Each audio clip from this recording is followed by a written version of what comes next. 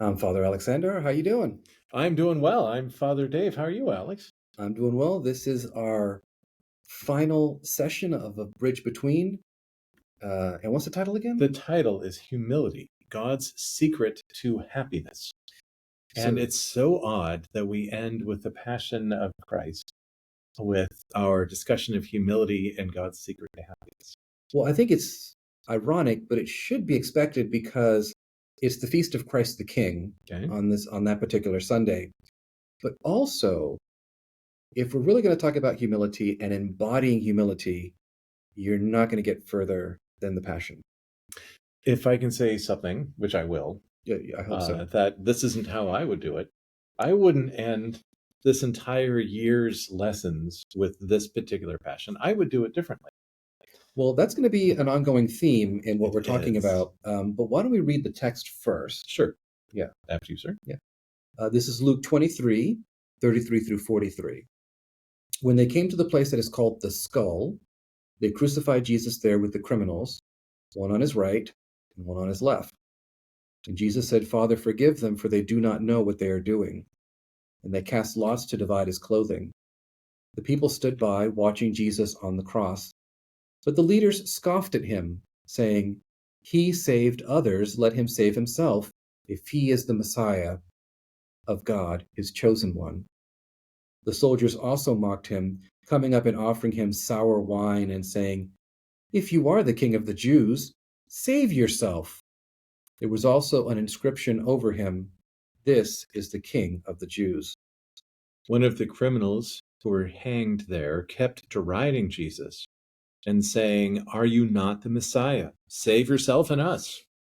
But the other rebuked him, saying, Do you not fear God, since you are under the same sentence of condemnation? And we, indeed, have been condemned justly, for we are getting what we deserve for our deeds. But this man has done nothing wrong. Then he said, Jesus, remember me when you come into your kingdom. Jesus replied, Truly I tell you, today you will be with me in paradise.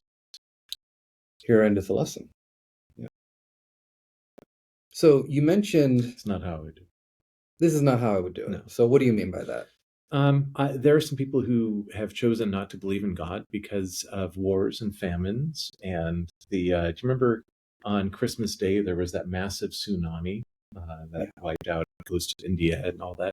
And they're like, yeah, this is just proof that God isn't here. And then I would say, well, what do you mean God isn't real? Well, because if I were God, I wouldn't do it this way.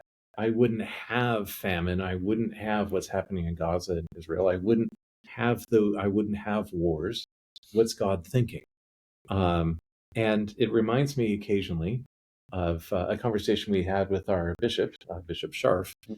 that he used to be a group that would sit in the back of clergy conferences and say, "Well, if I were bishop, I would." And now, Now and he now, is. guess what? He's bishop. So the phrase of "this is how I would do it," or "that's not how I would do it," is not a source of humility, and it No. certainly does not lead to happiness. No, and there's a couple elements here that I think we need to talk about in regards to what this means for humility and how does it relate to text and God. Okay. So, first of all, when we kind of say to ourselves, well, that's not how I would have done it, what we're kind of doing is playing armchair quarterback. Or God. Or in this case, we're playing armchair quarterback with other people, Yeah. or we're trying to play God. Like, I would not have done this to this person, or I would not have let such tragedy occur. First of all, God does not send tsunamis. God does not send earthquakes and those types of things. That's part of the broken world in which we live. They occur. So sometimes the question is, well, why does God not prevent these things? And that's where the true humility comes in saying, I don't know God's plan. Ergo, since I'm not God, I can't pretend to change it. Mm-hmm. I can't pretend to be the one who says, I know what I would do in this situation. And on a side note, this also helps when we will kind of look back in time on things that human beings have done and says, well, if I would have been there, Right. I would have handled things differently. You don't know that Right. because you're a product of the time in which you live. And spoiler alert, when 100 years from now, people look back on us, they're going to ask, what are they thinking? Why would you do it that way? I wouldn't have done it that way. I wouldn't have done it that way. No. So the other part of this is the reason I like the passion included in this series is we do not decide, or it is not up to us to decide how we die. That is humbling. And it's going to cause a lot of questions about what that means. And what I'm saying is that we did not create ourselves.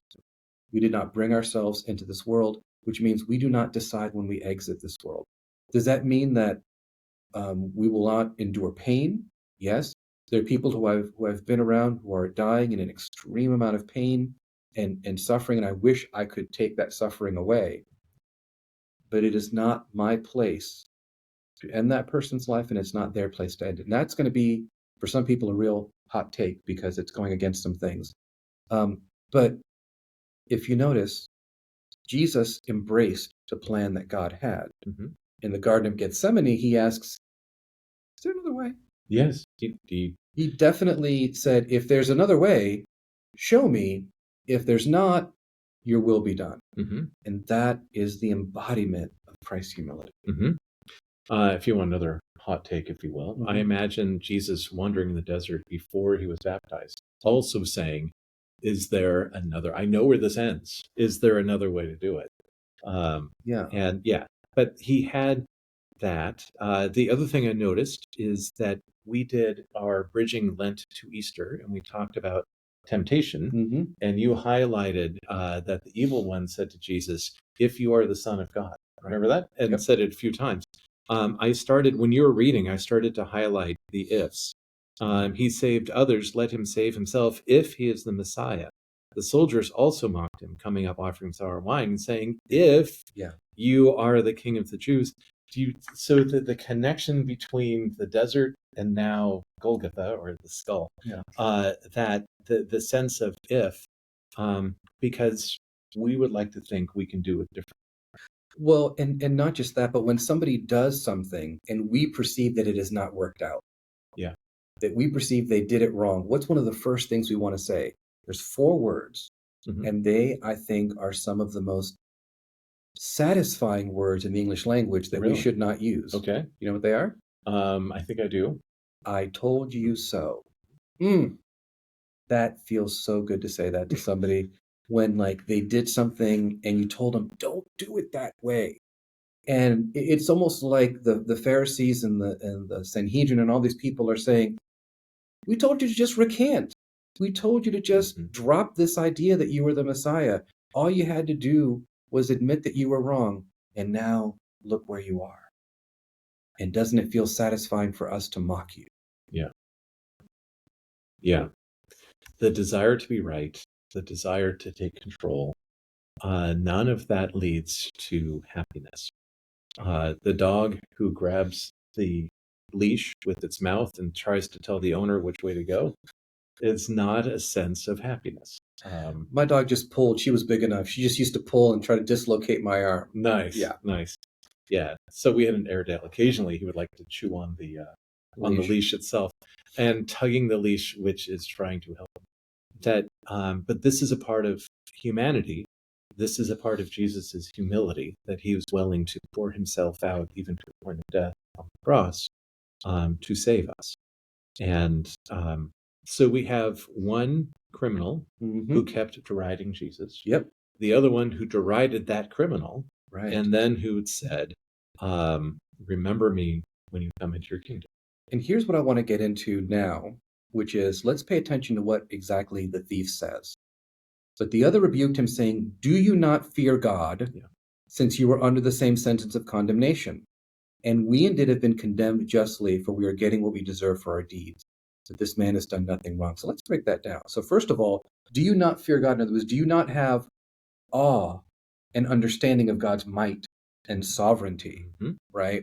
So, do you not fear God? If I can stop for just a second.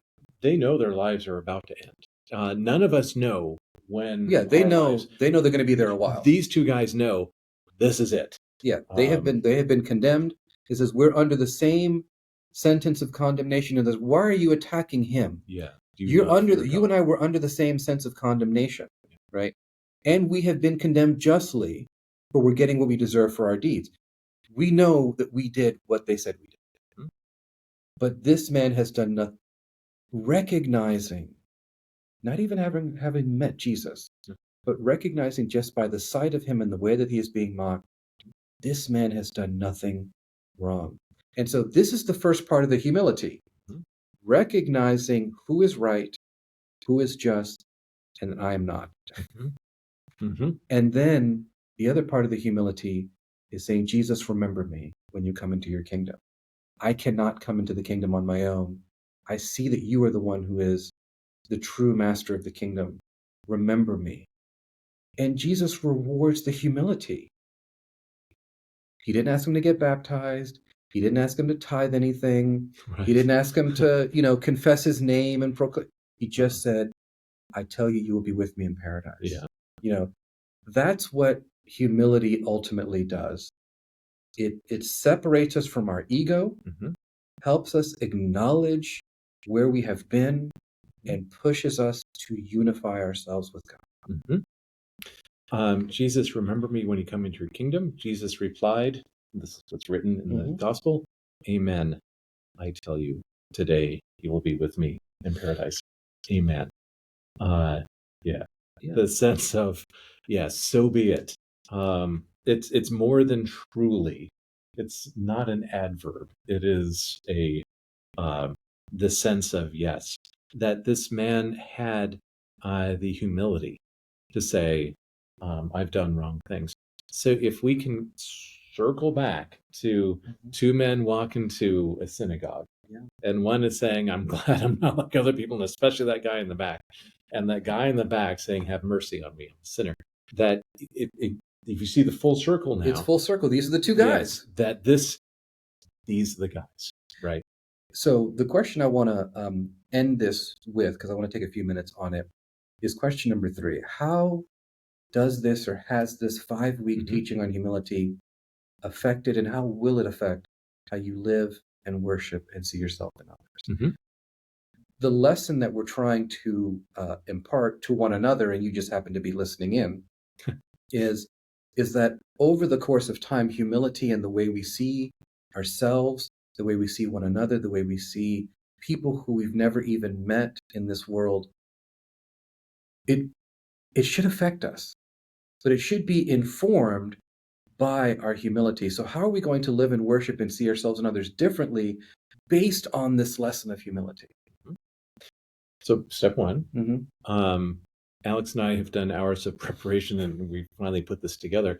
I feel lighter weight now Mm-hmm. than when we first started. Absolutely. That there is a lightness, and when I said, you'll lose weight, yeah, I by recognizing my own sins about that's not how I would do it. That's not how my dad taught me. That's not, letting go of those things and allowing the sovereignty of God, God's will, and caring is a lighter weight approach. And I would be fascinated to look at the video to see how much I've been smiling in the last 20 minutes Yeah. than how much I was smiling in the first time. That this has made me happy to talk about these things. And I think that this will affect worship. I think that this will affect how I am as a priest and celebrating Holy Communion and How all we the live. rest. Yeah. Yeah, that I think that this is an important part of that. And it comes down to the idea that you can't teach more than you have learned. Absolutely. And I think the thing that I'm taking away from this, in light of so many things that have been happening in our world, in our country, in the church, just over the last few months, it's giving me a sense of a need. I'm not saying it's making me more humble, Right. but it's giving me a deeper understanding of the need for humility. That I don't always have to comment on everything. I don't always have to be right. I don't always have to be the one who rises up and just immediately jumps on other people. But also, I do not know what God is doing until God reveals it to me. Yes. And that is going to be a very enduring, humbling experience to live my life, to encourage other people to live their life with this knowledge that we don't always know the plan. We don't. It is what is revealed to us. Mm-hmm. And that God will reveal it when God is ready. Exactly. And you can't force God's hand. You can't push God to do those things. Talking about the end times and when will this be? God's like, it'll be when it is, right? That I'm going to reveal it to you. There's another sense that I have about walking with humility and looking at these things. And it has to do with listening. Oh, yes. And that you all have been listening to us jabber about this, and that you get to have a discussion later once we're done talking.